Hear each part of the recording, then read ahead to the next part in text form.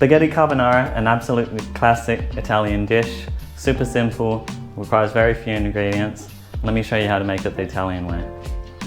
Alright, ingredients. So first off, we've got some pasta. Right here I'm using spaghettoni, which is a little bit thicker than spaghetti, but you can really use whatever pasta you want. Right here I have some pancetta. Traditionally in carbonara they would use guanciale, which is the same thing except it's from the pig cheek.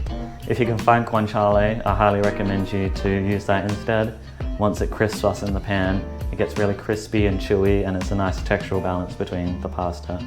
But I'm using pancetta here because that's what we have in the fridge. As a rule of thumb, I would use 1 whole egg plus 1 additional egg yolk per additional person. So I'm making this for 2 people today.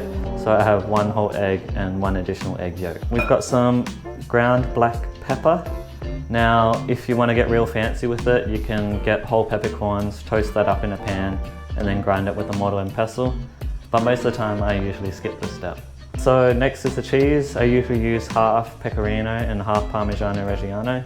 This is about 1.5 cups worth for 2 people. It's important to buy the whole blocks of cheese instead of the pre-grated ones at the store, because those can sometimes have anti-caking agents, which prevents the cheese to melt into a uniform sauce. You're also aiming to grate the cheese as fine as possible. And not traditional, but I do like to add garlic in my carbonara. I think it adds a really nice flavor to it.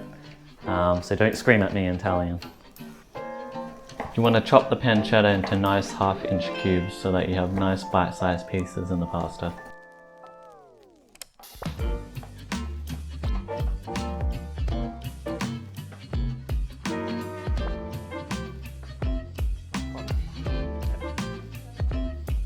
Next, dice the garlic as fine as possible.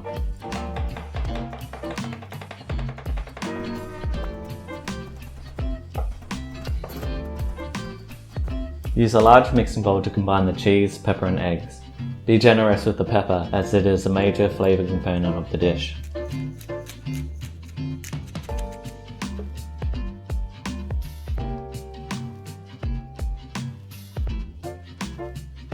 It may not look like much now, but when we add the pasta water, it will combine to create a beautiful creamy sauce. It's time to boil the pasta.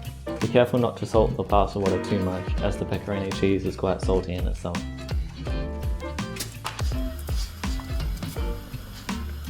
You want to start the pancetta in a cold pan and bring it up to medium heat. You don't need any oil, as there is plenty of fat in the pancetta. Once the fat is fully rendered, kill the heat and add the garlic. The garlic should cook with the residual heat. Now reserve some of that pasta water, which we'll use to create the sauce. If this is a solo job, I would put a tea towel under the bowl to stop it from moving. Incorporate the pasta water slowly whilst whisking rapidly to ensure the egg doesn't scramble.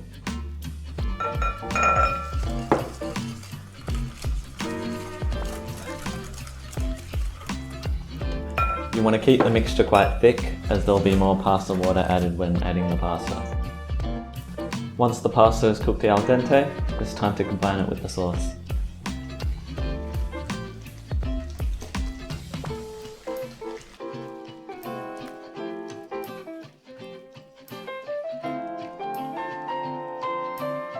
Add the pancetta and garlic.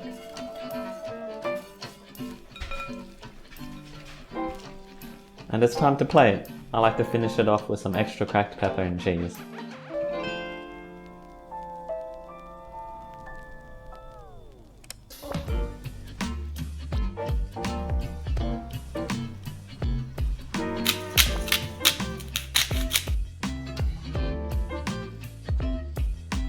And there you have it, authentic spaghetti carbonara, the Italian way.